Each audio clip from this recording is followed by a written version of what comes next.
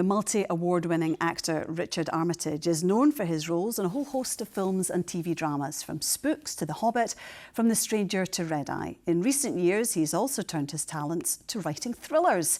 His debut novel, Geneva, was widely acclaimed and is now out in paperback.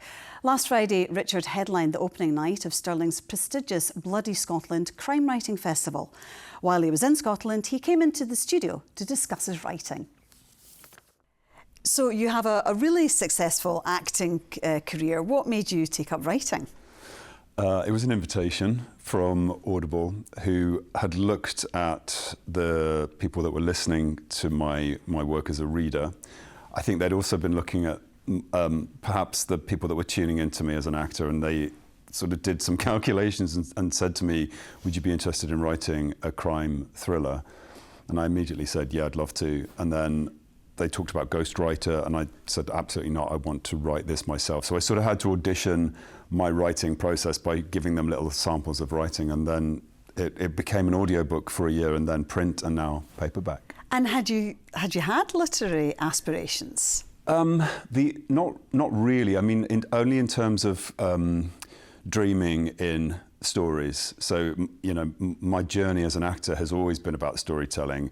When I've ever prepared character, I've always written biographies for them, and that has been a literary experience. I've sort of filled in all the blanks that the writer hasn't given me, and I've done it purely for pleasure, but also for research. So I've written short form, but nothing at this length. Okay. Your book, Geneva, which I really enjoyed, is really fast-paced thriller with lots of twists and turns. Where did you get the idea from? So the invitation to write came just as we were in lockdown, and I'd been watching lots of footage of Sarah Gilbert, who developed the Oxford AstraZeneca vaccine program, and I was really kind of impressed with her self-assurance and her calm resilience during that time of panic. And I thought, how interesting to take a character like that and stress test someone by making them not trust their own mind. And I thought that's the foundation stone of a plot, to take a Nobel Prize winning scientist and then give her what she thinks is an Alzheimer's diagnosis, and then put her at the center of a crime where the people closest to her are not telling her the truth. And that was the trigger for the story. Let's not give too much away, because there are lots of twists and turns in it, as I said. So did you write it with a film or a TV adaptation in mind? Because it is very filmic. I mean, I could really imagine it as a film when I was reading it. You know, I didn't, but I think it's how my brain works. I think I learn lines in pictures. I see the picture and then speak the line. So I think my brain works in images rather than literary references. So I do think I was imagining scenes, and I'm calling them scenes, not chapters. Yeah. So I'm seeing it as a film or an episode. I'm seeing cuts, I suppose, in my head. I'm seeing montages. I'm seeing the car go off the edge of the cliff. So I basically had to imagine the film and then write it down. So yes is the answer, but it wasn't the plan to make it a TV show. But it is now going to be turned into a TV series, isn't it? Tell me about that.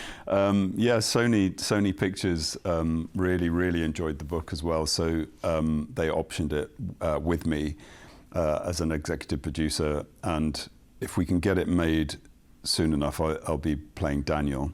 The hapless husband. The hapless husband. If it takes too long... Actually, the creepy hapless husband. Yes, yes.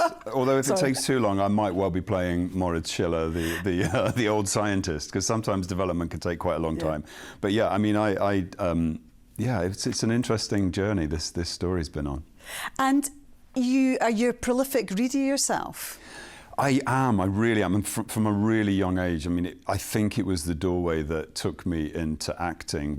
I remember being read The Hobbit by my primary school teacher, and it was so vivid to me, her voice doing all the accents, and I think that I was so stimulated by that every week I would pick up a book, and I have been like that ever since. I don't read so much for pleasure anymore. It's always work related, because I have a pile of books waiting to be recorded for Audible. But I'm lucky because I get such a broad range of brilliant writing, a lot of crime thriller, And then, of course, there's all the Harlan Coben work that I've been doing, and I get all of his work as well. So he's been an unconscious mentor to me. And an inspiration when you're writing as well? Or Definitely. And a friend, and somebody that I can kind of call and say, what do you do at this point in the story when he's a great source of counselling and advice. So your next book, The Cut, is out now on Audible, isn't it? Yes. And it's taking the same path then as Geneva, audiobook first, then hardback, then paperback. Is that the way things are going to go in the publishing world, do you think? I think it's slightly unusual, but these books are actually crafted for audio. So they're sort of constructed in a slightly different way. As I'm writing them, I'm reading them aloud. Sometimes I'll even record sections into a microphone to see what they sound like. So it's a sensory experience rather than a cerebral experience first. So it's constructed slightly differently, although the print copy is exactly the same. But yes, but Faber will be publishing it in hardback 2026. Sounds like years away, but yeah, 2026. And what's it about? So The Cut is a little bit more autobiographical. It's set in a rural town in the Midlands, and it's about a group of teenagers in 1993 at their graduation. One of them is tragically killed, and one of them goes to prison for it. And then in the present day, a film crew comes back to that village to make a horror film, but that horror film is not quite what it seems. Okay, it sounds great. And, audiobooks are really, really popular these days, but some people can be a bit sniffy about them and say it's not proper reading. Yeah. But do you think anything that gets people into books in general is a good thing? I don't care how you get story as long as you're getting story. And I always think about the people that I'm reading to when I sit down in front of a microphone, and I think about people that have got long car journeys. I think about people that are doing manual work. The guy that sculpted my face on The Hobbit, who did all of the Thorin prosthetics. I mean, I think he did 15 versions of that face, and I would go in and talk to him, and he had headphones in, and he'd say, I'd be like, what are you listening to? And he said, I'm listening to audiobooks. And he'd get through a book a week. And I think about him and like these people that do that kind of work, and so I'm talking to those people. I love it. Yeah. Oh, well, I enjoy audiobooks as well. Well, thank you so much for joining us, and good luck with the TV series. I look forward to watching it. Thank you so much, Richard.